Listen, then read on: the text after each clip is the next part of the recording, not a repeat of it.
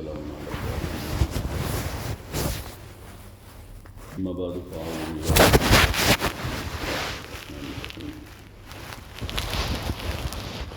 ألف لام ميم ذلك الكتاب لا ريب فيه هدى للمتقين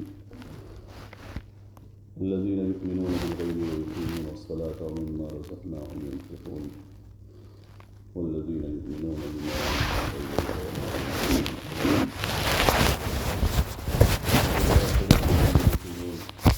أولئك على هدى من ربهم وأولئك هم المفلحون صدق الله العظيم.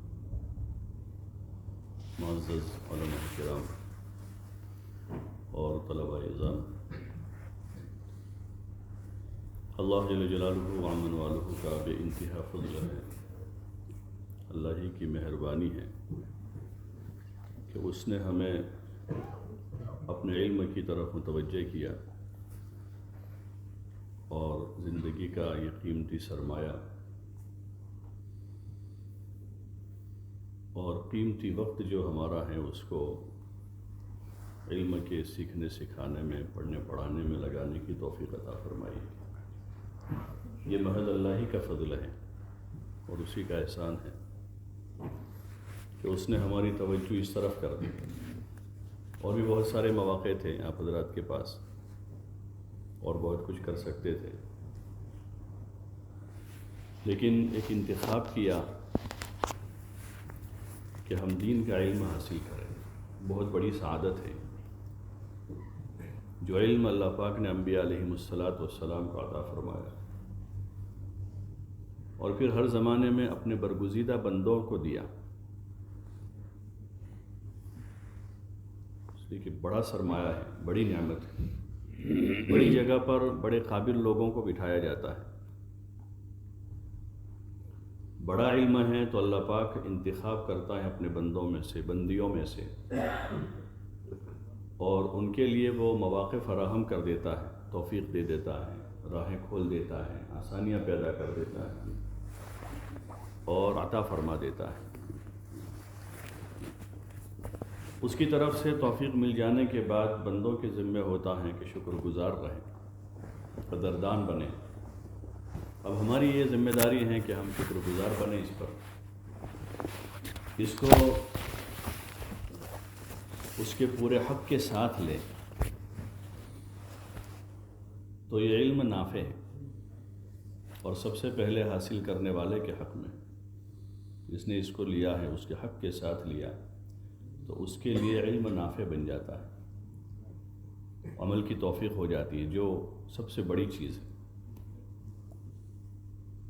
یہی اس کا موضوع ہے کہ اس پر عمل کیا جائے،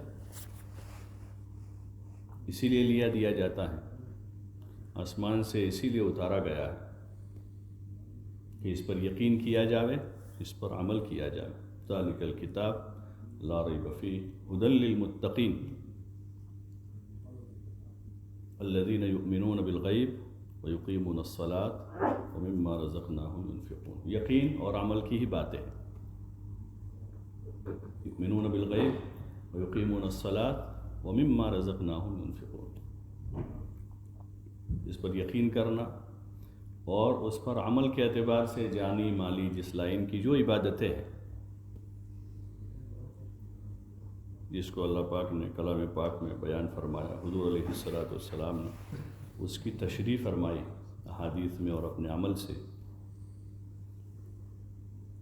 کہ یہ یقین و عمل کے واسطے ہی ہے، اس پر یقین کیا جائے، جو پہلی چیز ہے، بنیادی چیز ہے، کہ اس پر ایسا یقین کیا جائے کہ یہی ہماری کامیابی کا ذریعہ ہے، یہ بھی نہیں، یہی ہے۔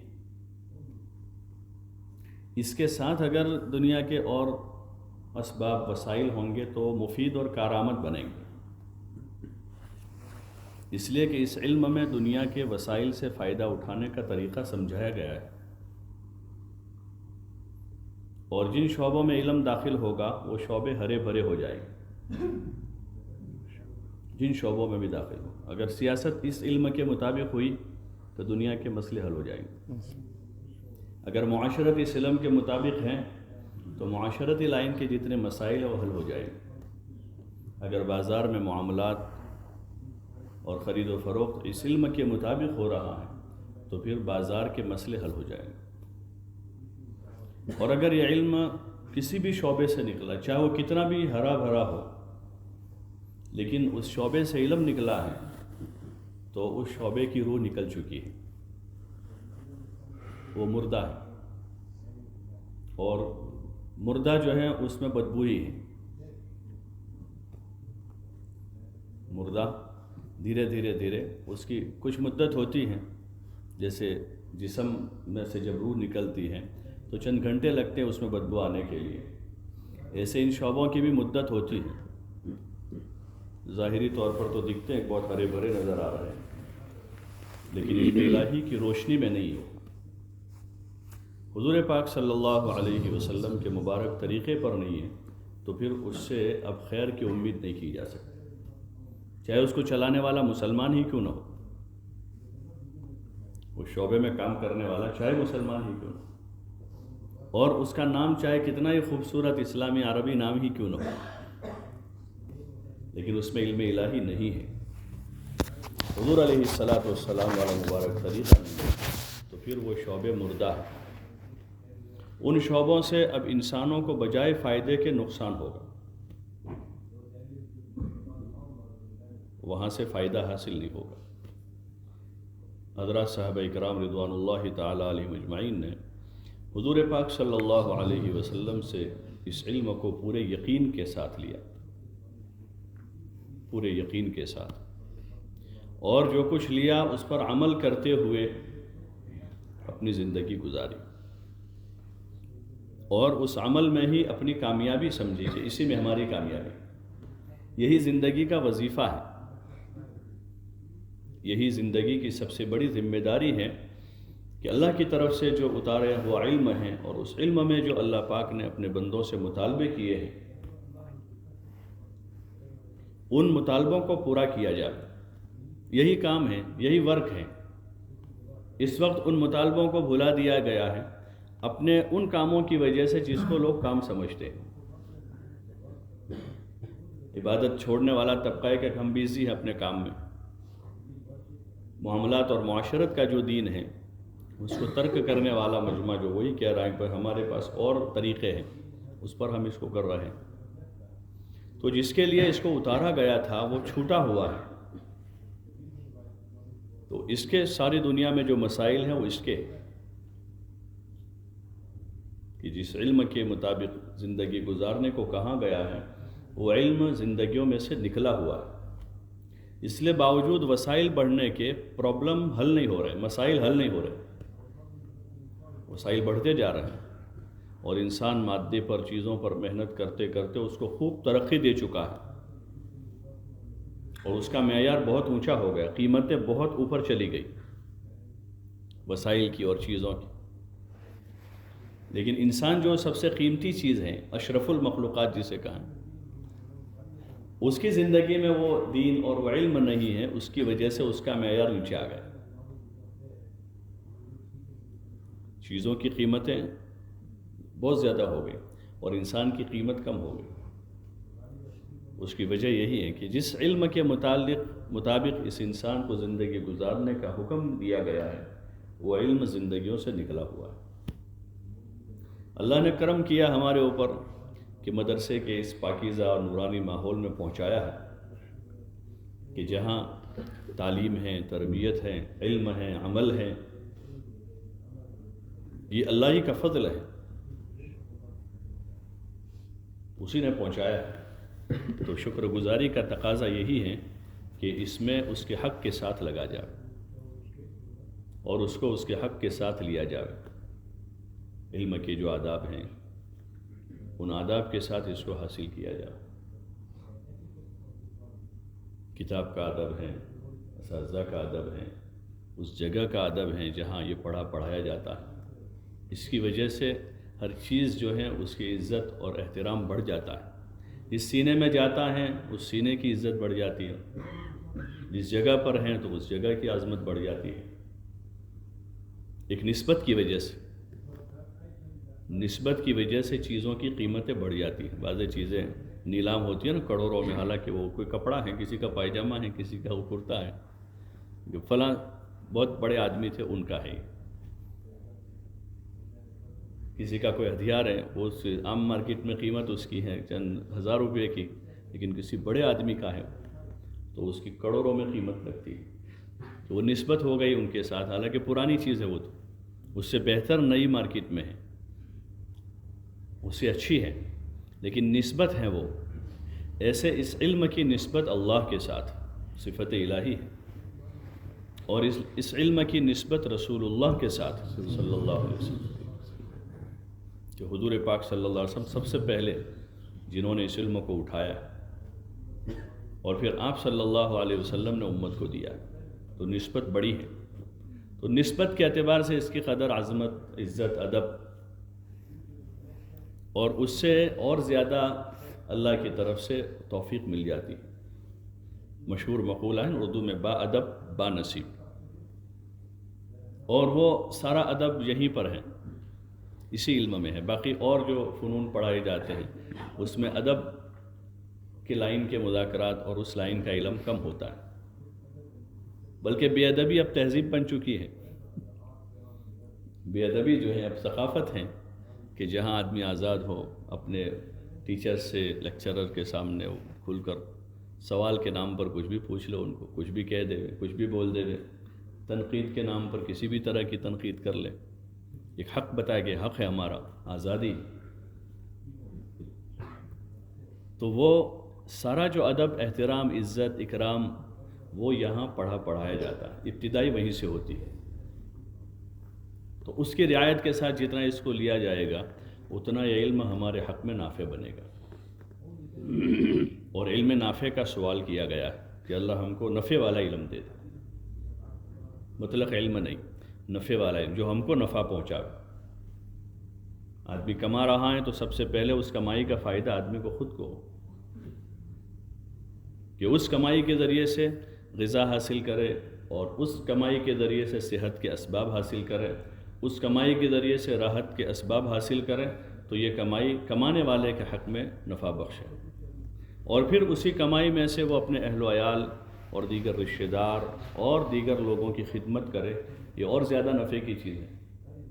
تو ایسے علم نافع یہ ہیں کہ علم نافع سب سے پہلے تو حاصل کرنے والے کے لیے نافع ہو، اور اس پر عمل کی توفیق ہو جائے، علم پر عمل کی توفیق. اور عمل بقدر یقین آدمی کا مضبوط ہوتا ہے. جتنا اندر یقین ہوگا علم سے زندگی بننے کا، اتنا عمل میں طاقت پیدا ہوتی اور استقامت بھی نصیب ہوتی. اور ہر عمل کو آدمی کرتا رہے، اس لیے کہ عمل تو کرنے کے لیے. اب اس کے درجے ہیں، فرض، واجب، سنت، نفل وغیرہ جو ہے وہ، باقی سنت بھی چھوڑنے کے لیے نہیں ہے. حضور علیہ السلام کی زندگی، صحابہ کی، ان کی زندگی کے جو معمولات ہیں، تو انہوں نے درجہ بندی تو کی، درجے بتائے کہ فرض ہیں، واجب ہیں، ان کے عمل کے ذریعے سے وہ پتہ چلا. لیکن جو دیگر اعمال ہیں وہ زندگی کے اکثر اوقات میں اس کی پابندی رہی، سنتوں کی، دیگر جو حضور صلی اللہ علیہ وسلم کو انہوں نے کرتے ہوئے جن چیزوں میں دیکھا، جیسے نمازوں سے پہلے سنتیں ہیں، بعد کی سنتیں ہیں، کھانے پینے میں، اٹھنے بیٹھنے میں، چلنے پھرنے میں، جو ایک عملی زندگی ہے. کیونکہ یہ جسم کے اعضاء تو استعمال ہوتے ہی ہیں، جسم کے اعضاء استعمال ہوتے، کیا ہی بہتر ہے کہ یہ اعضاء حضور کے طریقے پر استعمال ہو جاوے. سعادت مند جسم ہے وہ، خوش قسمت ہے وہ جسم کہ وہ حضور پاک صلی اللہ علیہ وسلم کے طریقے پر استعمال ہو رہا ہو. چاہے وہ اپنی ضرورتیں پوری کرتے کرتے بھی حضور کے طریقے کو ذہن میں رکھ کر اگر استعمال ہو رہا ہے تو یہ اس جسم کی سعادت مندی ہے، یہ خوش قسمتی ہے. اور یہ علم ہے ہمارا کہ زندگی میں واجب. تو جتنا زندگی حضور پاک صلی اللہ علیہ وسلم کی زندگی سے قریب ہوگی اتنا ہی وہ بندہ اللہ کا محبوب بنتا جائے گا. ان کنتم تحبون اللہ فاتبعونی یحببکم اللہ، یہ قاعدہ ہے کہ جتنا بندہ حضور پاک صلی اللہ علیہ وسلم کی سنت سے قریب ہوگا اتنا اللہ سے قریب ہو جائے. اور اگر ذہن میں آزادی پیدا ہوئی کہ تو سنت ہے، ایسا بھی کر سکتے ہیں، کوئی ضروری تھوڑا ہے، اتنی زیادہ پابندی تھوڑی کرنے کی ہوتی، تو پھر وہ آزادی کا ایک رخ ہے. درجے کے اعتبار سے کیا کہ حکم کے اعتبار سے اس کا جاننا بہت ضروری ہے کہ کون سی چیز فرض ہے، تاکہ اعتدال برقرار رہے. حکم کے اعتبار سے اس کا جاننا ضروری ہے کہ کیا فرض ہیں، کیا سنت ہیں، کیا واجب ہیں، کیا نفل ہیں، تاکہ اعتدال برقرار رہے. لیکن عمل کے اعتبار سے جو ہے استقامت کے ساتھ حضور علیہ السلام کی ہر چیز کو لے کر اس پر عمل کرتے ہوئے زندگی گزارنا، یہ بندے کی سعادت ہے. یہ کم لوگوں کو نصیب ہوتا ہے کہ ایک سنت کو آدمی لے کر اس پر عمل کر رہا. مدرسے کی 4 دیواریں میں عملی طور پر یہ ساری چیزیں ملتی ہیں. عملی طور پر صبح سے لے کر شام تک جہاں وہاں قرآن، حدیث، فقہ، تفسیر کی تعلیم ہے، وہاں چونکہ ہمارا علم جو ہے اوپر سے ایک سلسلہ چلا رہا. جن اساتذہ سے ہم پڑھ رہے ہیں انہوں نے اپنے اساتذہ سے پڑھا، ان کو عملاً کرتے ہوئے دیکھا، وضو کرتے ہوئے، نماز پڑھتے ہوئے، چلتے ہوئے، بیٹھتے ہوئے، اٹھتے ہوئے، کھاتے پیتے. انہوں نے دیکھا ہے، انہوں نے اپنے اساتذہ کو اس طرح دیکھا، انہوں نے اوپر دیکھا، تو ایک سلسلہ چلا آ رہا ہے حدیث پاک کا، قرآن شریف کا. جیسے اس کے الفاظ کا سلسلہ ہے ایسے اس کے عمل کا ہے. تو ایک ماحول مدرسے میں ملتا ہے. ایک ساتھ مختلف نوعیت کے، مختلف صفات اور مختلف علوم و فنون کے ماہر اساتذہ کے درمیان میں 5 سال، 6 سال، 8 سال رہنے کا موقع ملتا ہے. تو اس کی قدر کرتے ہوئے اگر شوق و رغبت کے ساتھ ان سے جن سے ہم لے رہے ہیں ان سے محبت کرتے ہوئے اور ان کے ادب اور احترام کے ساتھ اس کو لیا جائے گا تو پھر اللہ پاک ایسے طلب والوں کو نواز دیتا ہے اور دے دیتا ہے.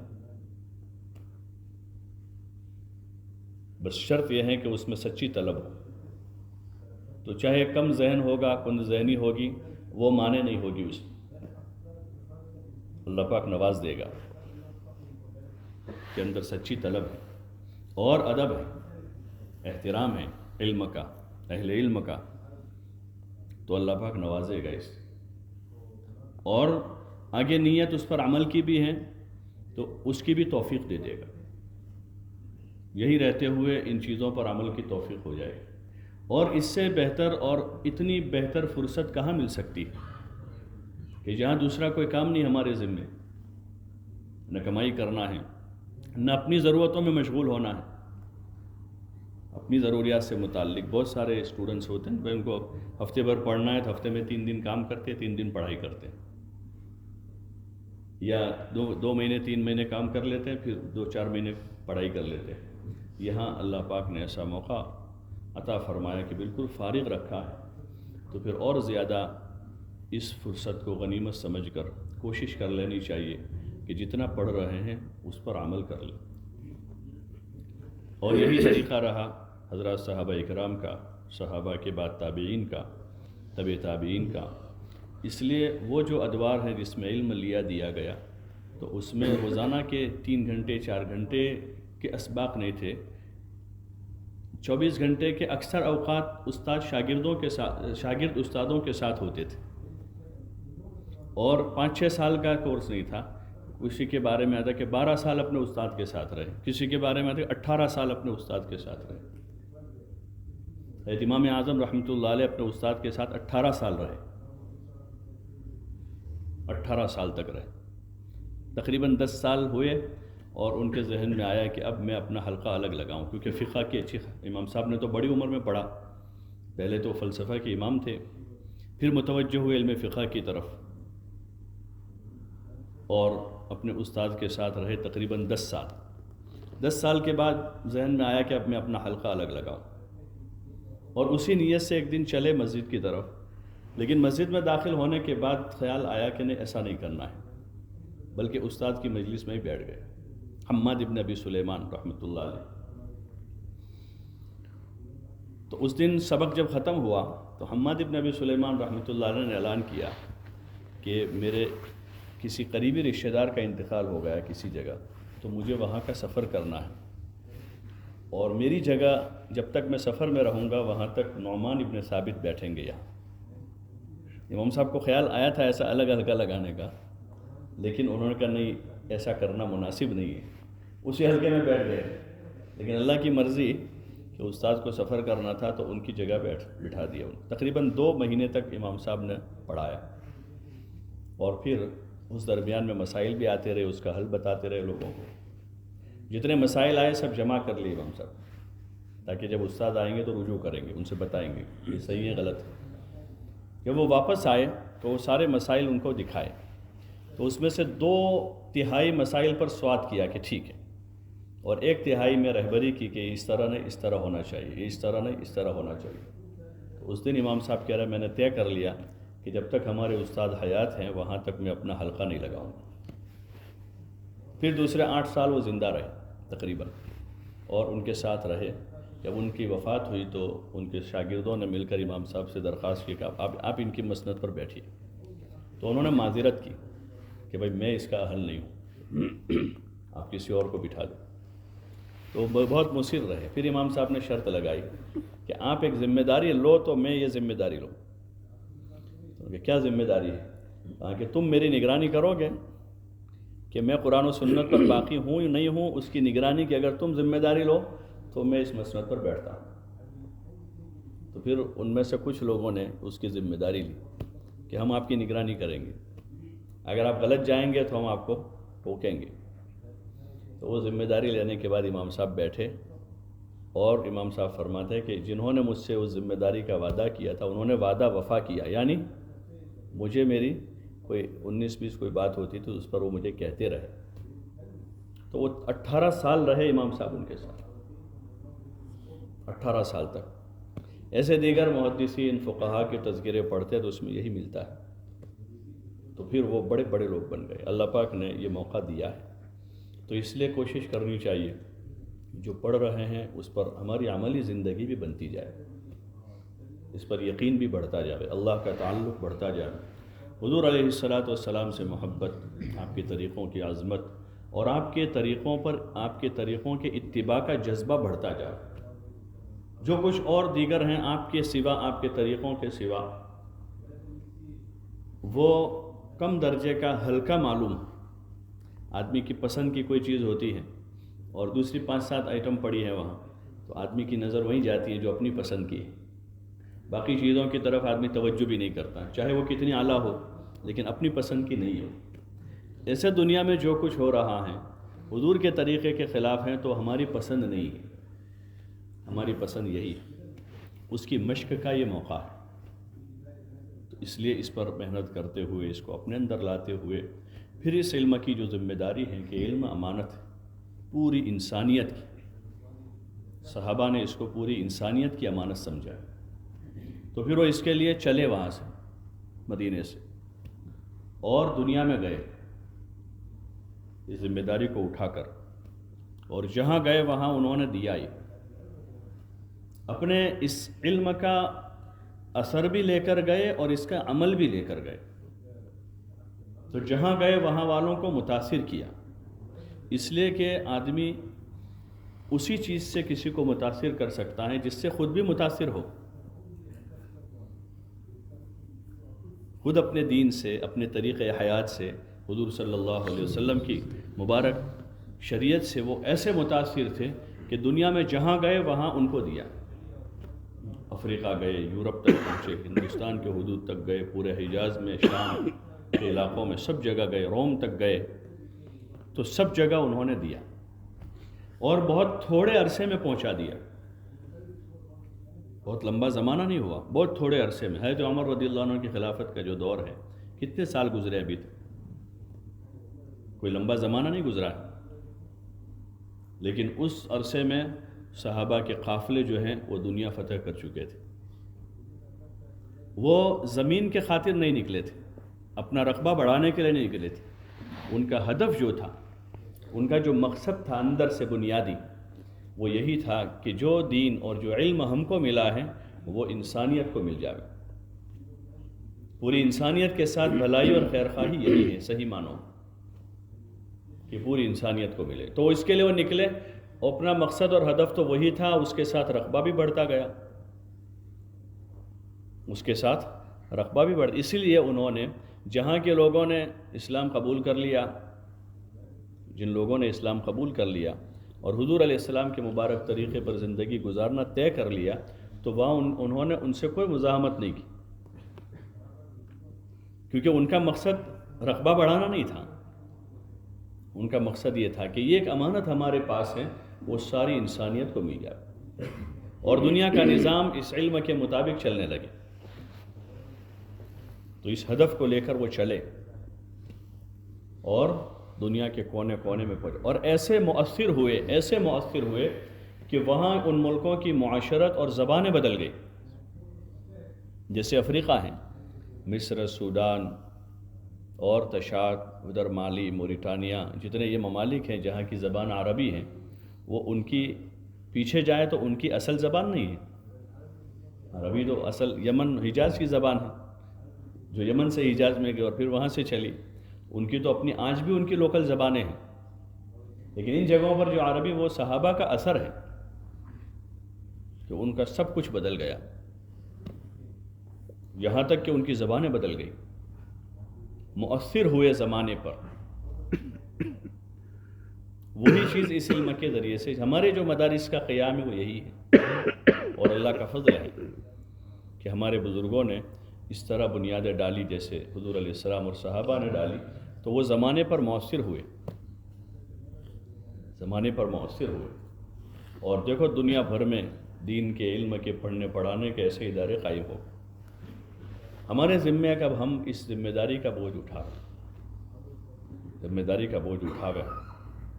اس وقت عموماً یہ خیال ہوتا ہے کہ ابھی تو ہم چھوٹے ہیں، ابھی تو طالب علم ہیں، کہ جب تک بھی تعلیم 25 سال تک بھی رہے تو ابھی تو طالب علم ہے، ایسا ایک ذہنی نفسیاتی طور پر آدمی کو وہ رہتا ہے کہ ابھی ہم چھوٹے ہیں، طالب علم ہیں۔ ایسا نہ ہو، بلکہ ہم ذمہ دار ہیں اس کے عمل کے بھی اور اس کو پہنچانے کے بھی ذمہ دار ہیں۔ یہ دونوں ذمہ داریوں کے احساس کے ساتھ، برتر احساس کے ساتھ، اس کو لے کر ہمیں دنیا میں جانا ہے۔ ابھی چونکہ طالب علمی کا زمانہ ہے، تعلیم و تعلم اس وقت مقدم ہے، زیادہ وقت، زیادہ محنت، زیادہ کوشش ہماری اسی پر لگے، لیکن ہمارے ذہن میں بات ہوگی کہ ہمیں اسے لے کر جانا ہے دنیا میں، اور یہ سسکتی ہوئی انسانیت کی امانت ہمارے پاس۔ دوسرے 1000 فارمولے پیش کیے جائیں گے، مسائل کا حل نہیں ہوگا، اس لیے کہ روح نکلی ہوئی ہے جسم میں سے، اس کی 1000 دوا کی جائے اس میں جان پڑ سکتی ہے، روح ہی نکلی ہوئی ہے، اس کو تو روح کی ضرورت ہے۔ ٹانگوں کا علاج کریں، اس کے کان کا علاج کریں، ناک کا علاج کریں، دماغ کا کریں، کسی عضو میں بھی یہ علاج کارگر نہیں ہوگا، اس مردہ جسم کو روح کی ضرورت ہے۔ ایسے انسانیت کے جو مسائل ہیں، ان مسائل میں روح جو ہے، روح وہ علم الہی ہے، جب تک روح نہیں پڑے گی یہ مسائل حل نہیں ہو سکتے۔ اس لیے اس احساس ذمہ داری کے ساتھ ابھی سے اپنے جذبات بناتے ہوئے نفس گھبراتا ہے ان چیزوں سے، نفس وہ گھبراتا ہے ذمہ داری اٹھانے سے، ذمہ داری کا بوجھ اٹھانے سے، اور نفس سے کوئی بری نہیں ہے، اور نفس گھبراتا ہے کسی بھی قسم کی ذمہ داری کا بوجھ اٹھانے سے۔ 5 وقت کی نماز بھی پابندی سے پڑھنے سے گھبراتا ہے وہ نفس وہ تو 5 وقت کی نماز بھی پابندی سے پڑھنے سے گھبراتا ہے، چہ جائے کہ پھر گھر چھوڑ کر دور دراز جانا ہو، کبھی جنگل میں، کبھی شہر میں، کبھی دیہات میں، کبھی بس میں، کبھی ٹرین میں، کبھی پیدل، کبھی سواری، کبھی سردی، کبھی گرمی، اس سے تو بہت گھبراتا ہے نفس۔ تو ابھی سے ایک عزم ہے، اگر حوصلہ ہے اس کا، اور مدرسے کی اس 4 دیواری میں بھی رہتے ہوئے روزانہ تھوڑا سا وقت اپنی تعلیمی مشغولی سے فارغ ہو کر 5 منٹ فضائل کی تعلیم کر لی، 5 منٹ آپس میں بیٹھ کر مشورہ کر کے سوچنے کا ابھی سے ایک ماحول بنائے، عادت بنائی کہ ہم اپنے بارے میں، امت کے بارے میں سوچنے والے بنیں۔ مشورہ جو ہے وہ اس کا رخ یہی ہے کہ سوچنے کی جو صلاحیت، قوت فکر جو ہے ہماری بلند ہو، ہم اپنی جن فکروں میں ابھی ہیں، یا ہمارے جو عزائم اور اہداف ہیں، فراغت کے بعد کیا کرنا ہے، تو ہر ایک کا کوئی نہ کوئی عزم، ہدف ہوتا ہے، تو محدود اہداف ہوتے ہمارے، کیونکہ ابھی ہماری عمر بھی ہے، لیکن ابھی سے اس سوچ کے ساتھ کہ ہمیں باہر نکل کر یہاں سے بہت بڑا کام کرنا، ہمارے اندر سکت نہیں ہے، طاقت نہیں ہے، لیکن اللہ کے بھروسے کرنا ہے، اللہ کروائے گا۔ جیسے اس نے اپنے نیک بندوں سے کام لیا ہر زمانے میں دنیا میں، تو ایسے ہم بھی ان کے پیچھے پیچھے چلنا شروع کریں تاکہ ان کی صف میں شامل ہو جائے، اللہ ہم سے بھی کوئی کام لے لے۔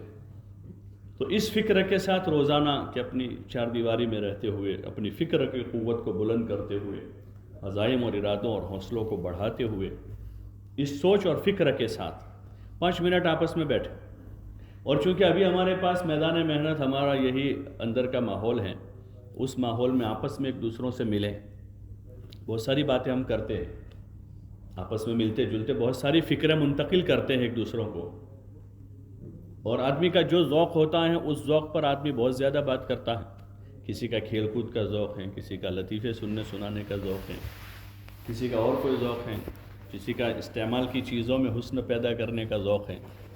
تو اپنے ذوق کی بات چار دیواری کے باہر جو ہماری باتیں ہوتی ہیں عموماً وہ اسی کی ہوتی ہیں۔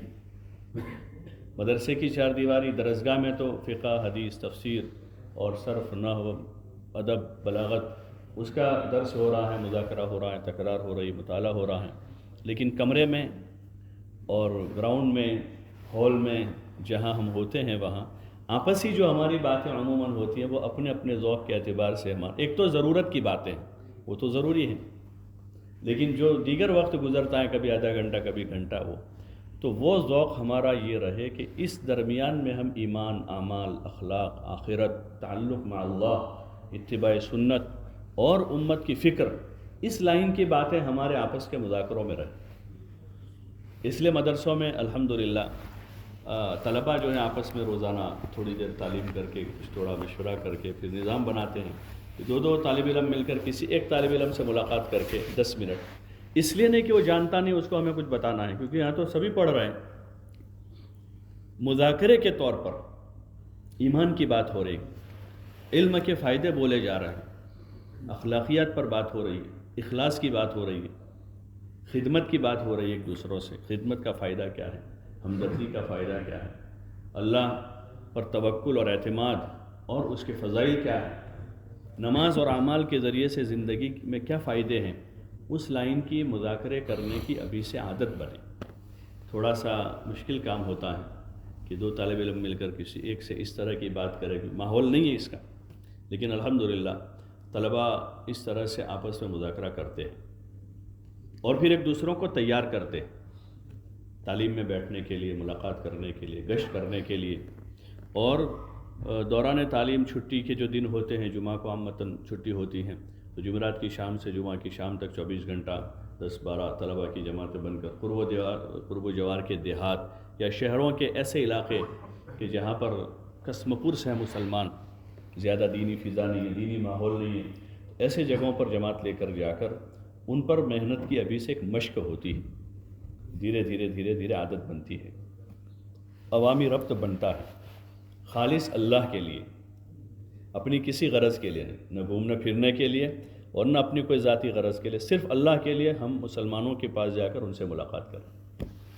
اور پھر جب چھٹیاں آتی ہیں، بڑی چھٹیاں، تو بڑی چھٹیوں میں جیسا موقع ہوتا ہے، بقرعید میں کیونکہ 10 دن ہوتے ہیں تو ہفتہ 10 دن جاتے ہیں، اور رمضان میں چونکہ تقریباً 1.5-2 مہینے کی چھٹیاں ہوتی ہیں وہاں، تو شعبان میں جماعتیں بنتی ہیں ہر سال، اور وہ جماعتیں پھر ملک کے مختلف صوبوں میں، بہار، بنگال، اڑیسہ، آسام، جو ہندوستان کے صوبے ہیں، تو وہاں جماعتیں بن کر جاتی ہیں، اور طلباء جو ہیں وہاں اپنا چلہ لگاتے ہیں اور وہاں کے مسلمانوں پر محنت کرتے ہیں، وہاں قرآن سناتے ہیں، جو حافظ ہوتے ہیں رمضان میں وہی قرآن بھی سناتے ہیں اور اپنا وقت بھی لگا لیتے ہیں۔ تو وہاں کے لوگوں میں طلب پیدا ہوتی ہے۔ بہت سے ایسے علاقے ہیں جہاں سے طلباء مدرسوں میں آئے، ان سے معلوم کیا کہ آپ یہاں کیسے آ گئے؟ کہا یہ مدرسے کی جماعت ہمارے وہاں آئی تھی، تو ہمارے ابا نے دیکھا کہ اتنے چھوٹے چھوٹے بچے قرآن پڑھ رہے ہیں، ان کو شوق پیدا ہوا، انہوں نے ہم کو یہاں بھیج دیا۔ ایسے بہت سے طلباء ہوتے ہیں، MP، راجستھان کے، بنگال کے، بہار کے، جو ہمارے یہاں اپنے گجرات کے مدرسوں میں جو وہاں تعلیم حاصل کرتے ہیں، ڈابیل میں، کنکھریا، تفتیسر وغیرہ میں، تو وہ جماعتیں چونکہ جاتی ہیں ہر سال وہاں سے، تو یہ ایک نظام، ایک مشق ہے یہ ابھی سے۔ اپنے نفس کے خلاف ہیں.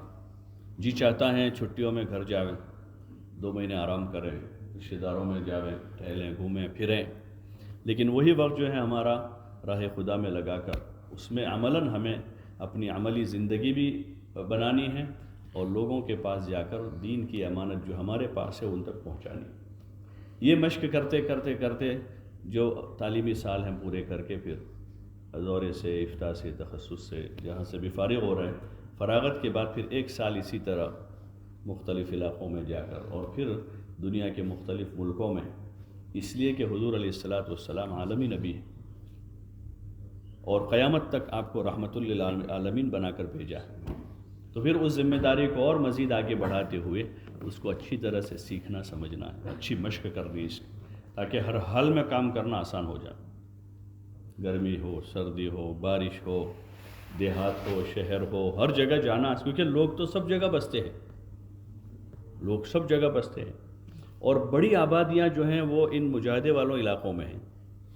آپ کے یہاں کی بھی جماعتیں جاتی ہیں، ادھر ساؤتھ امریکہ تک جاتی ہیں کہ مجاہدے والے جو علاقے ہیں، جو یعنی نیچے کی سطح سے جینے والے لوگ ہیں، اس میں اس وقت بھی آج اس ترقی یافتہ دنیا میں بھی زیادہ لوگ وہیں بستے ہیں.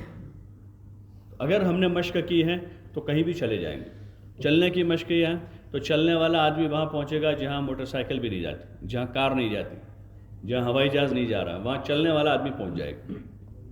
پیدل چلنے والا آدمی جو ہے وہاں تک اور اللہ کا فضل ہے یہاں سے تو پیدل جماعتیں یعنی سال سے چل رہی، انگلینڈ کی، فرانس کی پیدل ابھی بھی چل رہی ہے. تو اس لیے آپ حضرات سے یہی گزارش ہے کہ طے کریں کہ انشاءاللہ یہاں رہتے ہوئے اپنی تعلیم پر محنت کرتے کرتے روزانہ کے 15-20 منٹ ہوئے، 5 منٹ مشورہ، 5 منٹ تعلیم، 10 منٹ ملاقات ایک دوسروں سے، اور ہفتے میں گشتیں، ایک گشت اپنے ہی بورڈنگ میں کر لیں یہاں، اور اگر موقع رہتا ہو یہاں سے مدرسے سے اگر باہر نکلنے کی اجازت ہوتی ہو تو قریب کا کوئی محلہ ہو وہاں 1 آدھ دن چلے گئے تھوڑے وقت کے لیے. وہاں کے جو ہمارے مدرسے ہیں یو پی کے، ان میں اکثر چونکہ وہاں بستیاں قریبی ہوتی ہیں مدرسے سے لگ کر، جیسے دیوبند خود بستی میں ہیں، مظاہر بھی خود بستی میں ہیں اور قرب و جوار میں مسجدیں ہیں، تو طلبہ جو ہے وہاں سے اپنا پڑھائی کرتے کرتے ہفتے میں 1 دن قرب و جوار کی مسجدوں میں گشت کرتے ہیں، جو سب سے زیادہ حقدار ہیں ہمارے علم کی، کہ جو ہمارے قریب ہیں، سب سے قریب ہیں. تو وہاں جتنا موقع ہو، آپ حضرات زیادہ واقف ہیں اپنے علاقے سے، تو وہاں 1 آدھ دن چلے گئے تھوڑی دیر کے لیے اور گشت کر کے وہاں کے لوگوں کو جمع کیا، ان سے بات کی. تو یہ ایک نظام ہے. ایسے ہی 24 گھنٹے وہاں طلبہ 2 مرتبہ لگاتے ہیں، ایک چھٹی اپنے کام میں استعمال کرتے ہیں، ایک چھٹی جماعت پہ لگاتے ہیں. 15 دن، 1 ہفتہ اپنے کام کے لیے چھٹی استعمال کرتے ہیں اور 1 ہفتہ جماعت میں. تو مہینے میں ان کے 2 دن لگتے ہیں. یہاں آپ کو جیسے سہولت ہے، جیسا موقع ہے، تو اس طرح سے چلنے پھرنے کی ابھی سے تھوڑی مشق ہوگی، لوگوں میں جانے کی اور بات کرنے کا ملکہ پیدا ہوگا. غریب آدمی ہے، فقیر آدمی، اس کو کیسے سمجھا، بڑی عمر کا آدمی، بوڑھا آدمی ہے لیکن نماز میں نہیں آ رہے ہیں، ان کو سمجھانا ہے. کوئی تاجر آدمی ہے، کوئی بڑا آدمی. تو ایک چیز یہ ہوگی ملکہ پیدا ہوگا، اور دوسرا اہل دنیا کا تأثر ختم ہوتا جائے گا دھیرے دھیرے.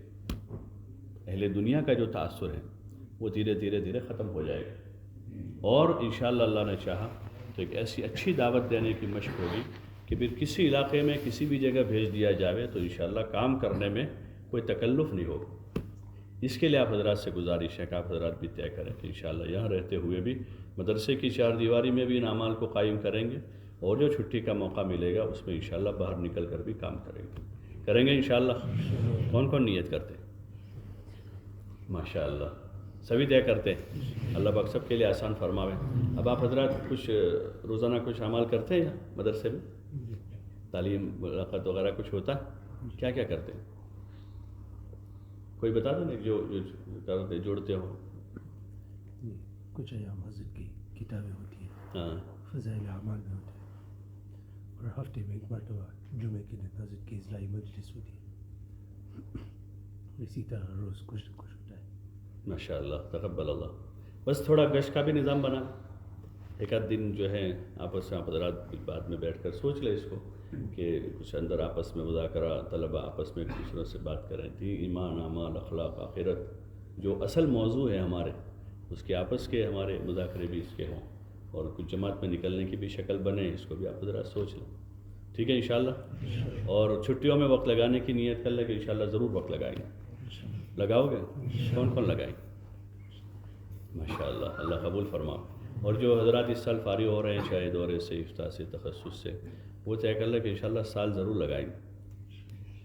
لگاؤ گے؟ کون کون لگائیں گے؟ ماشاءاللہ. اور واہ بھائی واہ، واہ بھائی واہ، اللہ پاک مبارک فرما، قبول فرما، تقبل اللہ. ٹھیک مولانا.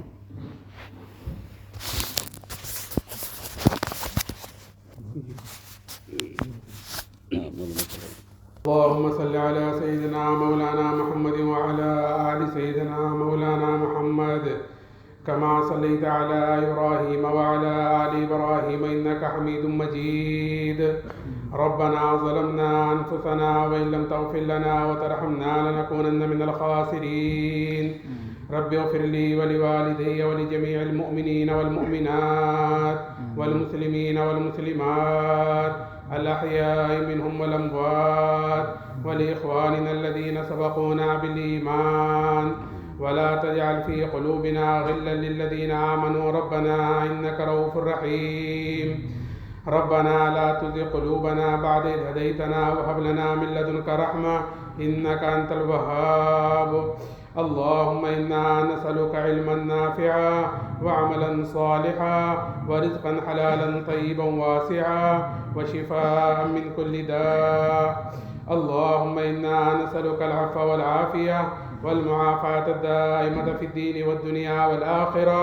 ربنا آتنا في الدنيا حسنة وفي الآخرة حسنة وقنا عذاب النار. اے اللہ ہمارے گناہوں کو معاف فرما، یا اللہ ہماری خطایا سے درگزر فرما، یا اللہ ہماری سیئات کو حسنات سے مبدل فرما. اے اللہ دین کی محنت کے لیے تو ہم سب کو قبول فرما. اے اللہ محرومین میں شامل نہ فرما، یا اللہ مخلصین میں اور مقبولین میں ہم کو شامل فرما. یا اللہ صفات قبولیت سے آراستہ فرما، یا اللہ رذائل سے اور گندگیوں سے ہم کو پاک فرما. اے اللہ جب تک دنیا میں رکھے اس دین کی محنت میں لگے رہنے کی توفیق نصیب فرما. یا اللہ جب دنیا سے جانے کا وقت آئے تو کمال ایمان پر خاتمہ فرما. اے اللہ سوء خاتمہ سے ہم سب کی پوری پوری حفاظت فرما. یا اللہ قبر کے عذاب سے اور جہنم کے عذاب سے اور اے اللہ شدت حساب سے ہماری حفاظت فرما. یا اللہ جنت الفردوس کا بغیر حساب کتاب کے داخلہ مقدر فرما. اے اللہ دارین کی عافیت نصیب فرما. یا اللہ دارین کی ذلت رسوائی سے ہماری حفاظت فرما. اے اللہ پڑھنے پڑھانے والوں کو قبول فرما.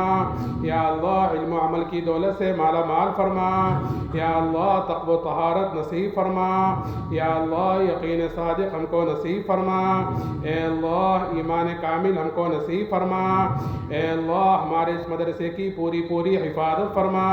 یا اللہ ہر شریر کی شرارت سے، ہر فتین کے فتنے سے، اور اے اللہ ہر خلل انداز کی خلل اندازی سے، ہر بدخواہ کی بدخواہی سے اے اللہ پوری پوری حفاظت فرما. یا اللہ ہر طرح کی خیر و برکتوں سے مالا مال فرما. اے اللہ دن دگنی رات چوگنی ترقی نصیب فرما. یا اللہ اخلاص ہم کو نصیب فرما. یا اللہ استخلاص نصیب فرما. یا اللہ استقامت کی دولت سے مالا مال فرما. یا اللہ اپنی اور اپنے نبی پاک علیہ الصلاۃ والسلام کی حقیقی اور سچی محبت ہم کو نصیب فرما. یا اللہ سنتوں کا شوق ہمارے اندر پیدا فرما. یا اللہ عفو کا، عافیت کا، اور اے اللہ یسر کا، سہولت کا، اور اے اللہ کرم کا، رحم کا معاملہ فرما. یا اللہ فضل کا معاملہ فرما. یا اللہ غیبی تائید شامل حال فرما. یا اللہ اپنے کرم سے ہماری دعاؤں کو قبول فرما. صلی اللہ علیہ وسلم.